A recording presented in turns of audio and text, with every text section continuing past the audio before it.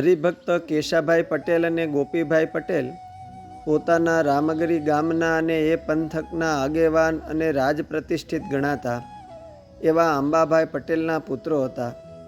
બેવ ભાઈઓ ગોપીભાઈ અને કેશાભાઈ સંતોના યોગથી પ્રગટ પ્રભુ સ્વામિનારાયણના સત્સંગી થયા.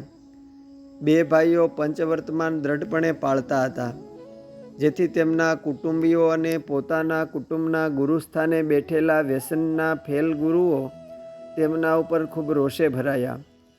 કેશાભાઈ અને ગોપીભાઈને સત્સંગ છોડાવવા આ દ્વેષી કુટુંબીજનો અને ગુરુઓએ ખૂબ પ્રયત્નો કર્યા, પણ કેશાભાઈ અને ગોપીભાઈની સત્સંગ પ્રત્યેની દ્રઢતા આગળ તેઓનું કાંઈ ન ચાલ્યું. ગોપીભાઈ ને કેશવજીભાઈ થયા પ્રભુના આશ્રિત ત્યાંય, કહે બીજો કર્યો એણે બાપ, જૂના ગુરુએ આપ્યો છે શાપ. એણે કરી ઉપાધિ અનેક, તેમાંથી તુને સુણાવું એક. ત્રણ ગાવું ત્યાંથી દૂર થાય, ઇંગરોડી નામે ઓળખાય. ત્યાંનો પટેલ સુખી વ્યવહારે, કર્યું બાપાનું કારજ ભારે. તેમાં તેડાવી નાત તમામ, લખ્યું કંકોતરીમાં હિયામ. સ્વામીના સતસંગી જે કાવે, ટીલવાય ટલા નવ આવે. સૌ સાગ મટે નાત આવી, કોણ બાકી તે તપાસ કરાવી. ગોપીભાઈ ને કેશવજી જે હજી કેમ આવ્યા નહીં તે. રામગરી ગામની નજીક ઇંગરોડી નામના ગામે રહેતા પ્રતિષ્ઠિત પટેલ કુટુંબના ઘરે તેમના પિતાના કારજના પ્રસંગે જમણવારમાં સમગ્ર નાતીલાઓને કંકોત્રી મોકલીને તેડાવ્યા. પણ કંકોત્રીમાં દરેકને લખ્યું કે ટીલવા હોય એટલા ન આવે, એટલે સ્વામિનારાયણના સત્સંગીઓ હોય તેવા ન આવે. આવી કંકોત્રીઓ રામગરી ગામે કેશાભાઈના કુટુંબમાં પણ મળી. રામગરી ગામે અંબાભાઈ પટેલના પુત્રો પણ નાતના પ્રતિષ્ઠિત વ્યક્તિઓ હોવા છતાંય સત્સંગીઓ માટે આવું અપમાન લાગે તેવું લખાણ લખ્યું હોવાથી તે રામગરી ગામના કોઈ લોકો ઇંગરોડી આ પ્રસંગે ન ગયા. ત્યાં આવેલા બધા નાતીલાઓએ જોયું કે આ પંથકના પ્રતિષ્ઠિત આંબા પટેલનું કુટુંબ હજી નથી આવ્યું. આથી નાતના આગેવાને તાબડતોબ માણસ મોકલીને કેશાભાઈ અને ગોપીભાઈને ઇંગરોડી ગામે તેડાવ્યા.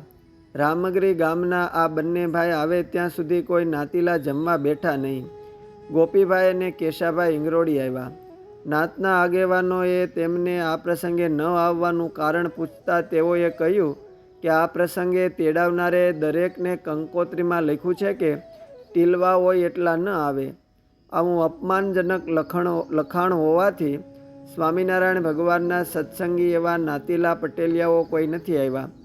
સત્સંગીઓ શુદ્ધ ધર્મના નિયમો પાળે છે. કોઈ પ્રકારની અનીતિ, ચોરી, કોઈ પાપ કર્મ, માંસ ભક્ષણ, હોકો, તમાકુ, ગાંજો, ભાંગ જેવા કોઈ વ્યસનો કે કોઈ કેફ કરનારી વસ્તુઓ પણ ખાતા નથી, પીતા નથી. એવું ખાનારા ગુરુઓને આવી વસ્તુઓ દેતા પણ નથી કે તેવા લોકોને ગુરુ તરીકે માનતા પણ નથી. આમ કહીને નાતના આગેવાનોને કહ્યું કે નથી નાતના ગુનામાં આવ્યા, નથી લૂંટીને ઘરમાં લાવ્યા, નથી કોઈને કર્યા હેરાન, તોય કેમ આવું લખ્યું લખાણ. કેમ ટાળી મેલા ટીલવાને, અમે આવ્યા છીએ એ જાણવાને. સુણી સહુ રહ્યા છે વિચારી, કાંઈ વાંક ન શૈકા ઉચારી. કરી સૌએ આવી ભૂલ કબૂલ, કહે ન આવે એના એમ ના તુલ્ય. એનો ઉજળો ધર્મ છે ભાઈ, ભેળ પડી છે આપણા માઈ. આપણા જેટલા ફેલમાં વપરાય, એટલામાં તો એ રોટલા ખાય. આમ આમ વિચારીને ઇંગરોડીમાં પ્રસંગે આવેલા સૌ નાતીલાઓ કેશાભાઈ અને ગોપીભાઈને નાત સાથે જમી લેવા આગ્રહ કર્યો. આથી બંને ભાઈઓએ કહ્યું કે આવો નિરાતે જમી લ્યો તમે. તેણે કહ્યું ન જમીએ અમે, તમે બાંધો પ્રતિબંધ આવો, કે નિકંઠીઓ નવ તોડાવો, પાળે સુખેથી સ્વધર્મ એને, ખોટે રીતે ન કનડવા તેને, નાતનો આવો કાયદો લોપનારો, એને મૂકવો નાતથી બારો. સૌ નાતીલાઓને ગોપીભાઈ અને કેશાભાઈની વાત સમજાડી. ઇંગરોળી આવેલા પટેલની નાતના બધા આગેવાનોએ કેશાભાઈ અને ગોપીભાઈને કહ્યું તે પ્રમાણે ત્યાં જ સમગ્ર ઝાલાવાડ પટેલની નાત માટે એમણે કહ્યો એવો ઠરાવ ત્યાં જ કરી નાખ્યો. સમગ્ર નાતીલાઓ ઇંગરોળી ગામે હાજર હતા. આથી ઠરાવ એના સર્વે નાતીલાઓએ વિના વિવાદે સ્વીકારી લીધો. ઇંગરોળી ગામના આવું આમંત્રણ આપનાર પટેલે બધા નાતીલાઓની હાજરીમાં માથેથી પાઘડી ઉતારીને હાથ જોડીને સૌની હાજરીમાં કેશાભાઈને ગોપીભાઈની માફી માગી. ત્યાર પછી નાત જમવા બેઠી. બધા નાતીલાઓ સાથે કેશાભાઈ અને ગોપીભાઈ સ્વમાનથી જમવા બેઠા.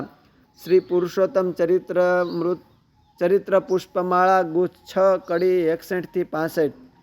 નિષ્કુળાનંદ સ્વામીએ ભક્ત ચિંતામણીના પ્રકરણ 117મી 69મી પંક્તિમાં આ રામગીરી ગામના કેશાભાઈ અને ગોપીભાઈને ચિંતવતા લખ્યું છે.